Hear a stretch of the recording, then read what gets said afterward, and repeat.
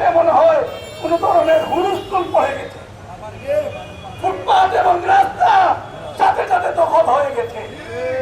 আগে যা ছিল 4 ভাগের 1 ভাগ, এখন পুরো 4 ভাগ। যার যেখানে মন চায় সেখানেই দোকান রাস্তার মধ্যে বসিয়ে দিয়েছে। তাহলে বোঝা গেল একজন সরকারি কর্মকর্তা আমাদের জন্য যা করতে পারেন কোন রাজনৈতিক নেতা তা করতে পারেন না। তাদের এত পাওয়ার, তাদের এত হুকুমচারী, যা হাত দিলে ডিসি খেয়ে ফেললো, এরকম একটা কথা এখন জনসম্মুখে প্রকাশ পাচ্ছে যে ট্যাগের কি এত পাওয়ার? না ভাই, ট্যাগের পাওয়ার না, এটা হচ্ছে ট্যাগের নিচের যে কাঠকুড়ালি যারা দেয়, অর্থাৎ লাকড়ি যারা নিচে চুলার নিচে দেয়, এদেরই পাওয়ার, ট্যাগের কোনো পাওয়ার নাই। আমরা 300 জন খাদেমের নাম জানতে চাই যারা 700 বছর ধরে এই সিলেটের তারের টাকা লুটে পুটে খেয়ে বাড়ি গাড়ি করেছে, সেই চার কুলেক্টরদের তালিকা আমরা জানতে চাই।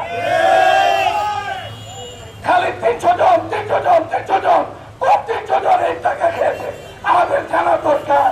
সিলেট উসমানী মেডিকেলের কয়েকশো বছরের সিন্ডিকেটকে তিনি ভেঙে দিয়েছেন, এটাই হলো তার প্রথম অপরাধ।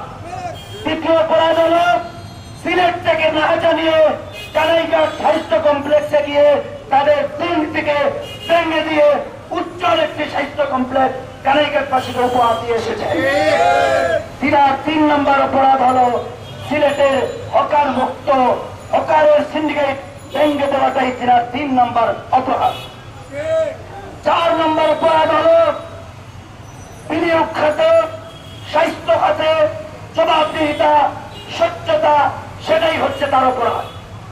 5 নম্বর অপরাধ হলো, আপনারা জানেন 700 বছর থেকে জাতিকে বিভিন্ন টোকা দিয়ে অন্যায়, অনিয়ম, দুর্নীতি করে শত কোটি টাকার মালিক হওয়া, সম্পদের পাহাড় ব্যক্তিগুলোর হিসাব চাওয়াটাই হচ্ছে ডিসির অপরাধ। সেই অপরাধে যদি ডিসি সিলেট থেকে প্রত্যাহার হয়, প্রয়োজনে আমরা অসহযোগ আন্দোলনের জন্য সিলেটবাসীকে নিয়ে ডাক দিব। পুনরায় এই ডিসিকে সিলেটে পুনর্বহাল করতে হবে। সরওয়ার আলম সাহেবকে যারা বদলি করেছেন 10 মাসে এই সিলেটে অন্তত উল্লেখযোগ্য 10টি কাজুরি করেছেন, যা বলা বাহুল্য। এই বিষয়টা যদি আমাদের রাজনৈতিক নেতৃবৃন্দ একটু চিন্তা করেন, আমরা আশা করব আবার আমাদের জেলা প্রশাসক মহোদয়কে উনার চেয়ারে আবার পুনর্বহাল করা হবে। কারণ আপনারা তো কিছুই করছেন না, কোন দৃষ্টান্ত স্থাপন করছেন না, শুধু আপনাদের বক্তব্য শুনি, কিন্তু কাজের বেলায় আপনাদের কোন অগ্রগতি আমরা সিলেটের মানুষ দেখতে পাই না। সাধারণ সাপের এখানে সারা পৃথিবী থেকে লোক আসে, দিন রাত অবিরাম লোক আসতেছে যেতেছে, অথচ সেখানে মানুষের বসার জায়গা নাই, মানুষের একটু উজু করতে পারে না, পেশাব করতে পারে না, এই অবস্থা। এবং গাঞ্জুরি মজুরিরা এখানে ল্যাংটাইয়া আসতো। এই ডিসি সরোয়ার সাহেব আসার পরে এই এদেরকে বের করে দিয়েছে, মাদারের পরিবেশ ফিরিয়ে এনেছে এবং এই কালাভাত্তা দোয়াভাত্তা সিলেটের হাজার হাজার কোটি টাকা এই আত্ম লুটপাট করেছে, উনি এটা বন্ধ করেছে। সিলেটের অনেক উন্নয়ন কাজ করেছে এবং 700 বছরের ইতিহাস এভাবে ওই লুটপাট করে খাচ্ছে, সেটা ওনার মারফতে আমরা জানতে পেরেছি।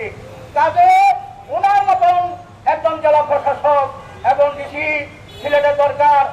ডিসি সরওয়ার আলমকে সিলেটে প্রেরণ করা হলো, উনি কিন্তু সিলেটের সাদা পাথর আবার সাদা পাথরে ফিরিয়ে দিয়েছেন প্রত্যেকের বাড়ির উঠান থেকে। এইরকম একজন ডিসি আপনারা চিন্তা করেন, আপনাদের রেল লাইনে যখন আপনি টিকিট কাটতে যান তখন কিন্তু কালোবাজারির কাছে সমস্ত টিকিট বিক্রি করে দেওয়া হয়। এই ডিসি রেল লাইনে গিয়ে, রেল স্টেশনে গিয়ে তখন এই কালোবাজারিকে ধরে আবার পুনরায় এই কালোবাজারির সিন্ডিকেট ভেঙে দিয়েছেন। আপনারা একটা জিনিস স্পষ্ট ভাবে দেখান, ডিসি চলে যাওয়ার মাত্র একদিন দেখেন, গতকাল সন্ধ্যায় আমি দেখলাম একটা ফুটপাত আবার পুনরায় দখল করা হয়েছে। এরা কারা?